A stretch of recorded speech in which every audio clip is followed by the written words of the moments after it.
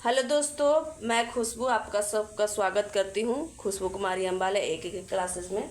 तो मैं आप लोगों को पढ़ा रही थी पार्टनरशिप में मैंने कई क्वेश्चन सॉल्व किए थे और आपको अच्छे ढंग से एक शॉर्ट ट्रिक या शॉर्ट के माध्यम से बताने की कोशिश की थी। तो हम बिना टाइम पास किए हुए अपने अगले क्वेश्चन की ओर चलते हैं। तो इस क्वेश्चन में क्या लिखा हुआ है कि ए और बी ने 4:5 के अनुपात में पूंजी लगाकर व्यापार शुरू किया। क्या कह रहा है? ए और बी है। जो ए और बी जो है, ए का 4 है, बी का 5 के अनुपात में क्या कर रहा है? पूंजी लगा रहा है। ठीक है, पूंजी लगाता है। तो कहता है कि कुल लाभ 9.1% दान में दे दिया। कुल लाभ का कह रहा है यहाँ पे कि कुल लाभ का क्या किया? 9.1% जो है दान में दे दिया। ठीक है, तो यहाँ पे कह रहा है 9.1 दान में दे दिया। इसका मतलब क्या हो गया? और यदि एक का हिस्सा 404 रुपया हो, एक का हिस्सा कितना दिया हुआ है? 404 रुपया। तो कह रहा है कि कुल लाभ कितना होगा। यहाँ पे थोड़ा सा क्वेश्चन गलती लिखा हुआ है। यहाँ पे कुल लाभ का 9.1 दान में दे दिया। ये जो लिखा हुआ है यहाँ पे कुल की जगह ए होगा। ठीक है, ए का लाभ का 9.1 दान में दे दिया। कितना दे दिया? 1 कितना हुआ? कुल लाभ का, सॉरी, ठीक है, कुल लाभ का 1 दशमलव कितना दे दिया? इतना परसेंट। तो जब परसेंटेज में 9.1 है तो हम एक चीज़ आप लोगों को परसेंटेज के समय बताए थे कि जब भी कुल परसेंटेज की बात कहे तो हम क्या लेंगे? 100% लेंगे। 100 मानते हैं हमेशा। कुल 100% में 100 माना जाता है।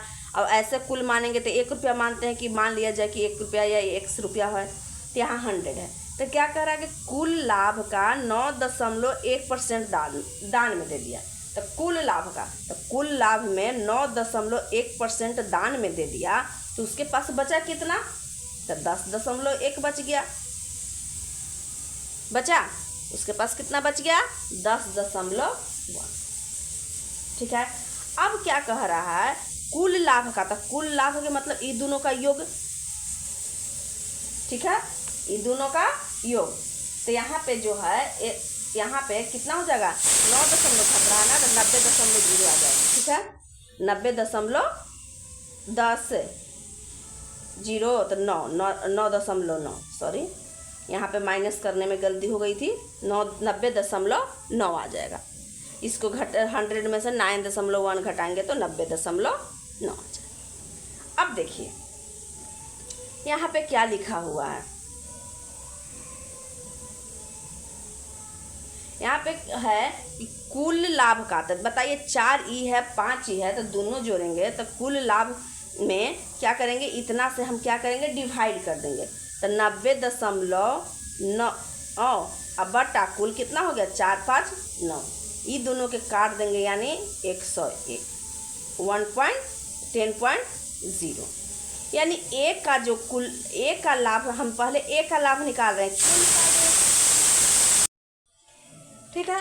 तो हम क्या किए यहाँ पे कि सबसे पहले 9.1% दान में दिया।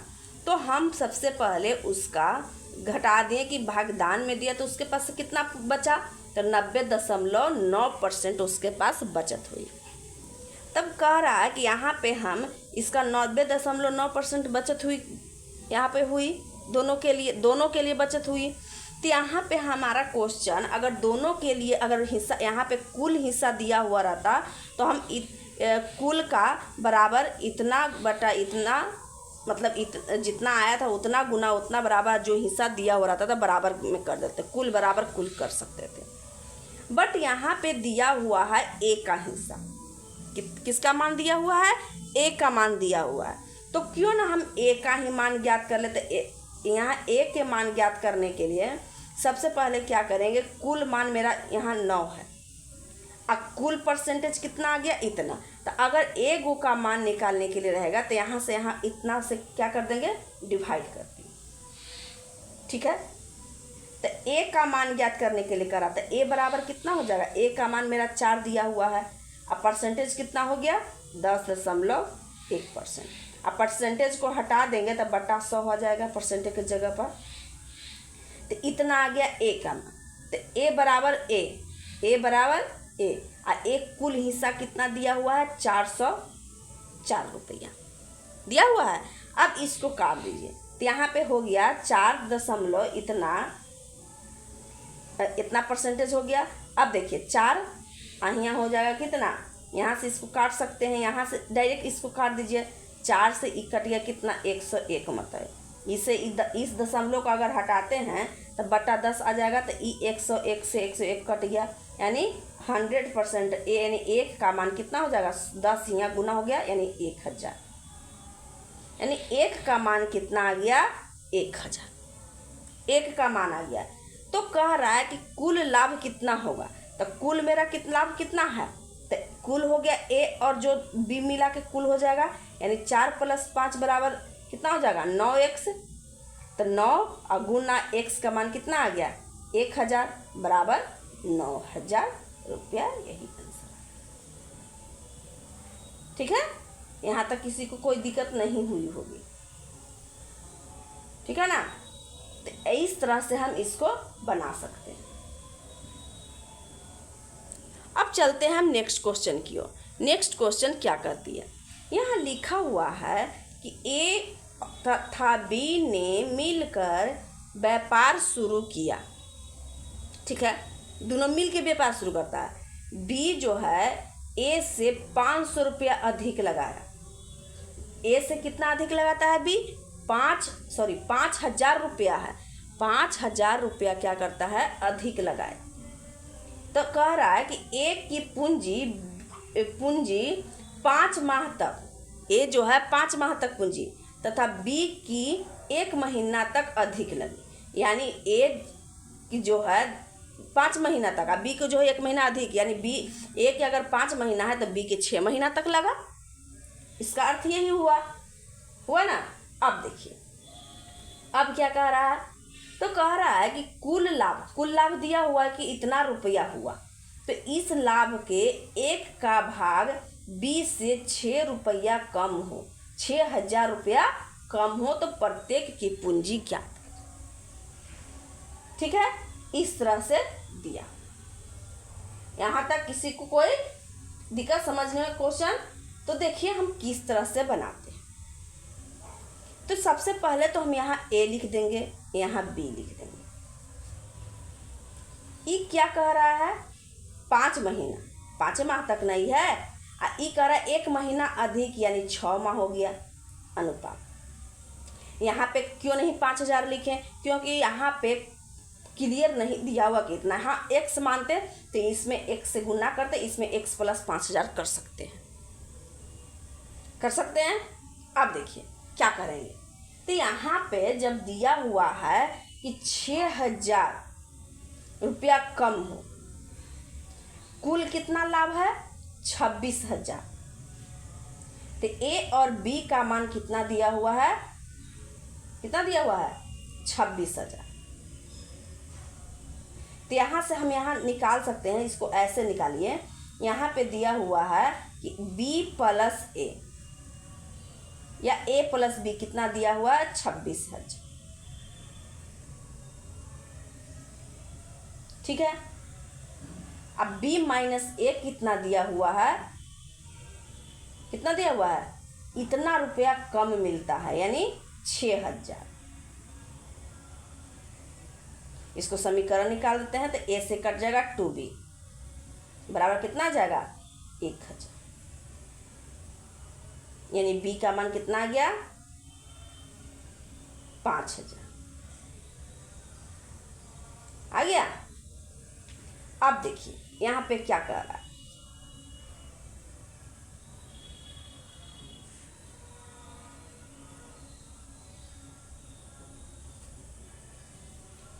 अब यहाँ पर इतना आ गया। तो अब क्या करते हैं, कि यहाँ पे क्या हो जाएगा, यहाँ पे थोड़ा सा गलत हो गया, 6 दूना 12 और 2 1 3, 32,000 आ जाएगा ना। तो यहाँ पे हो जाएगा 16,000। बी का मान कितना आ गया, 16,000। ठीक है, अब देखिए तो ए का मान ज्ञात करते हैं। तो ए बराबर कितना आ जाएगा, 26,000 में से अगर 16,000 घटाते हैं 1,000 आ जाएगा। 1,000, 3 0 0 10। ठीक है,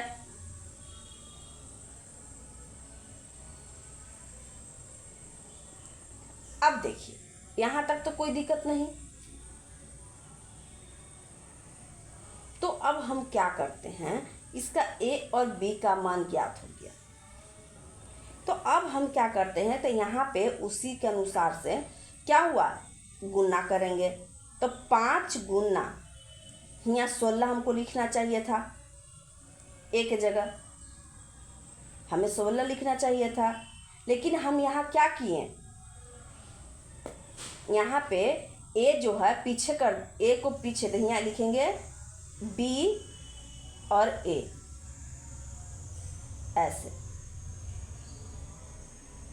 ठीक है, बी और ए क्यों ऐसा लिखें, क्योंकि यहाँ पे हम कर दिए थे b प्लस ए बराबर इतना, अब b माइनस ए बराबर इतना।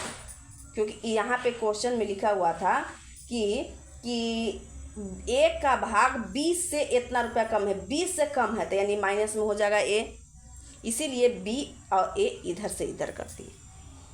ठीक है, अब हो गया, तो b का मान कितना मेरा आ गया, 16,000। तो हम यहाँ 16,000 लिख देंगे। अनुपात यहाँ 6, यहाँ ए का मान कितना आ गया, इतना, 4 0 10,000। अब इसको हम काटते हैं, तो 3 0 से 3 0 काट देंगे, 2 से 8 मरतबे, 2 से 5 मरतबे, कितना आ जाएगा 8, 2 से फिर कट जाएगी 4 मरतबे, और 2 से कट जाएगी 3 मरतबे। ठीक है, और ई 5 से ई 5 भी कट गया, तो यहाँ कितना बच गया, 4:3। ठीक है, अब कह रहा है दोनों का अंतर, यहाँ दिया हुआ कि इतना धन अधिक है, तो दोनों का अंतर अगर 1 रुपया है तो बराबर कितना आ जाता है, 5,000। 5,000 दिया हुआ है, 5,000 हो गया। अब देखिए क्या करते हैं, अगर एक का मान 5,000 आ गया तो इसका मान निकाल लेंगे, यानी b बराबर कितना हो जाएगा, 5x, यानी 5 गुने 5,000, सॉरी b बराबर 4 ना है, 4x, तो हो जाएगा कितना, तो हो जाएगा 5 चौका 20,000। ए बराबर कितना हो जाएगा, यहाँ अब 3x आ गया, पहले थे 6x, अब तो ये हो गया, यानी 3 गुने 5,000 बराबर 15,000। ठीक है, तो कह रहा है कि प्रत्येक की पूंजी ज्ञात करें, तो यही दोनों आ गया आंसर, बस और क्या, इतना ही आंसर आ गया। ठीक है, दोनों का मान ए और बी के पूंजी का मान ज्ञात हो गया। तो सबसे पहले यहाँ देखिए, यहाँ पे हम पहले ए लिख दिए थे, लेकिन अब बी और ए लिखे, क्योंकि यहाँ पे लिखा हुआ कुल पूंजी, तो ए प्लस बी लिखेंगे या बी प्लस ए लिखेंगे, कोई दिक्कत नहीं। ठीक है, तो यहाँ पे हम बताएं कि यहाँ पे जब यहाँ पे लिखे b माइनस ए, तो माइनस में ना ए आया, इस चलते इसको इधर से इधर कर दिए। यहाँ पे लिखा हुआ था कि 5 माह, ए की पूंजी 5 माह तक, तो 5 माह तक, तथा बी की 1 महीना अधिक लगी। बी की पूंजी जो है, बी की 1 महीना अधिक लगी, यहाँ पे लिखा हुआ है, इसको बी कीजिए, इसे ए। बी की पूंजी 5 माह तक, ए की 1 महीना अधिक लगी। ठीक है, 1 महीना तक अधिक लगी, तो 1 महीना ए को अधिक लगा दिए। अब इसको हम यहाँ से बी और ए का मान ज्ञात कर लिए, उसमें उतना का मान पुट करके इसको फिर से अनुपात ज्ञात कर लिए। और अनुपात ज्ञात करने के बाद यहाँ पे दोनों का अंतर एक है। हमारे हिसाब से क्वेश्चन में बी ने ए से इतना रुपया अधिक यानी अंतर दिया हुआ है 5,000 रुपया, तो हम यहाँ से इसका मान निकाल लिए। उसके बाद ए और बी प्रत्येक की पूंजी यानी ए और बी का मान कह रहा है, दोनों का मान ज्ञात करें। ठीक है, अब चलते हैं नेक्स्ट क्वेश्चन की ओर। अब देखिए इस क्वेश्चन में क्या कर रहा है। यहाँ पे लिखा हुआ है कि ए बी और सी मिलकर एक व्यापार को, मान लीजिए कोई व्यापार शुरू किया, ए बी सी तीन गो है, तीनों मिलकर व्यापार शुरू किया जिसमें उसने 50,000 रुपये लगे। यहाँ पे लिखा हुआ नहीं है कि कौन कितना पैसा दिया, सिर्फ 50,000 कुल मतलब पूंजी 50,000 रुपये लगा। ए की पूंजी बी से 4,000 रुपया अधिक है। ए की पूंजी बी से कितना है, 4,000 रुपया अधिक यहाँ पे दिया हुआ है। तो देखिए क्या करते हैं, 4,000 रुपया अधिक है।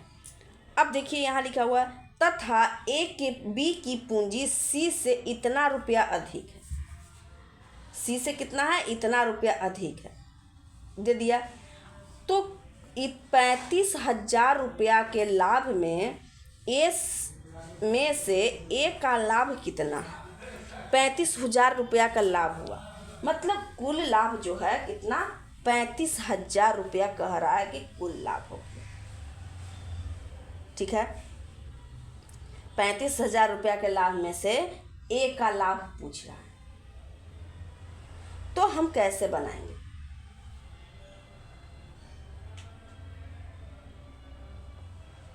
ठीक है, तो यहाँ पे सबसे पहले कह रहा है ए की पूंजी बी से कितना है, तो सबसे पहले ए बी और सी, बी से कितना रुपया अधिक है, तो बी के अगर एक्स मानते हैं तो इसका हो जाएगा एक्स प्लस 4,000 रुपया अधिक है, तो 4,000 कर दिए। अब देखिए यहाँ कह रहा है कि बी की पूंजी सी से 5,000 रुपया अधिक है, सी से इसका अधिक है, तो अगर इसको हम माइनस कर देंगे तो ये हो जाएगा कि नहीं हो जाएगा। तो एक्स में अगर 5,000 रुपया माइनस कर देते हैं तो हमारा सी की पूंजी ज्ञात हो जाए। तो कुल पूंजी बराबर कितना आ गया, 50,000 रुपया। तो कुल का मतलब हो गया सबका जोड़, तो यहाँ लिख देंगे एक्स प्लस 4,000 जोड़ एक्स प्लस एक्स माइनस 5,000 बराबर कितना आ जाएगा, 50,000। इसको हल कर दीजिए तो 3x माइनस इसमें से इसमें घटेगा तो कितना आ जाएगा, -1,000 बराबर 50,000। तो 3x बराबर कितना आ जाएगा, 50,000 में से 1,000 अगर जोड़ेंगे तो 51,000 आ जाएगा ना, 51,000, 17 तिया 51 यानी 17,000, एक्स का मान 17,000 रुपया। तो कह रहा है कि 35,000 रुपया के लाभ में से 35,000 रुपया के लाभ में से ए का मान और बी का मान कितना हो जाएगा, यानी कि लाभ कुल लाभ दिया हुआ है। तो सबसे पहले तो हमें सब का अनुपात ज्ञात करना होगा। तो देखिए यहाँ से ए का मान कितना आ जाएगा, ए का मान हो जाएगा 17,000 में से अगर 4,000 जोड़ेंगे तो बराबर कितना आ जाएगा, 23,000। बी का मान कितना आ जाएगा, 17,000। सी का मान कितना आ जाएगा, 17,000 में से 5,000 घटाएंगे बराबर कितना आ जाएगा, 12,000। तीनों का क्या निकल गया, पूंजी निकल गया, तीनों का पूंजी निकल गया। ठीक है, अब हम क्या करेंगे, तीनों का अनुपात निकालते हैं। अगर तीनों का पूंजी निकल जाता है वार्षिक में तो हम क्या करते हैं, सबसे पहले हम क्या बोले थे कि अनुपात के रूप में ही इसको बनाएंगे। तो देखिए यहाँ ए बी और सी, यहाँ हो गया कितना, 7 4 7 3 10 10 1 11 21,000 हो जाएगा। तो 21,000 17,000 आई हो जाएगा 12,000, तीनों अनुपात में। 3 0 से 3 0 तीनों तरह कट गया, अब तो नहीं कटेगी, तो यहाँ हो जाएगा 21 अनुपात 17 अनुपात 12। तो यहाँ से हमारा कुल मान कितना आ गया, 50। आ गया। अब 50 का मान कितना दिया हुआ, 35,000 कुल लाभ दिया हुआ है, तो बराबर 35, 1 0 से 1 0, 7 बचे 35 यानी 700 रुपया, 700 आ गया। तो कह रहा है कि ए का लाभ कितना होगा, तो ए का कितना मान दिया हुआ, तो ए बराबर दिया हुआ 21x, तो बराबर कितना हो जाएगा, तो 21 गुने 700 बराबर हो जाएगा कितना, 14,700 इतना रुपया।